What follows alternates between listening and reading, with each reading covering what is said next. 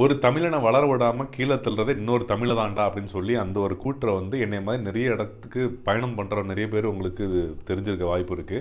அதாவது நம்ம பெங்களூர் இளகங்க பக்கத்துல ஒரு தள்ளுவண்டி கடைக்கு சாப்பிட போறோம். எதர்ச்சி அங்கே போனதுக்கு அப்புறம் தான் தெரியுது அந்த அண்ணன் கிருஷ்ணகிரியை சேர்ந்த அண்ணன் அப்படின்னு சொல்லிட்டு. நம்மளுக்கு ரொம்ப சந்தோஷமாயிரும் இல்லையா? அந்த வகையில் கேட்குறேன், அந்த அண்ணன் எப்படின்னு வியாபாரம்லாம் போகுது பரவாயில்லையா அப்படின்னு சொல்லி கேட்குறேன்.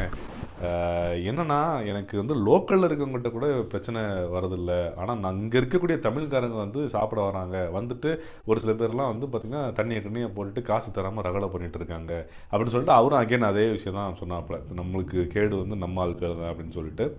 இதை வந்து முழுசா மறுக்க முடியாதான் நண்பர்களே. ஏன்னா ஒரு மலையாளிகளாக இருக்கட்டும், மார்வாடிகளாக இருக்கட்டும், அவங்களுக்கு இருக்கக்கூடிய ஒரு ஒற்றுமை உணர்வுகளை நம்மளுக்கு கொஞ்சம் சதவீதம் கூட இல்லை அப்படிங்கிறத ஒரு நிதர்சனமான உண்மை. பட் அது முழுக்க முழுக்க உண்மை அப்படிங்கிறது கண்டிப்பாக கிடையாது. இப்போ நான் இன்னைக்கு பெங்களூர் வந்திருக்கேன் இல்லையா, அந்த ஒரு அதுக்கு ரெஃபர் பண்ணது பார்த்தீங்கன்னா ஒரு தமிழகத்தை சேர்ந்த ஒரு அண்ணன் தான்.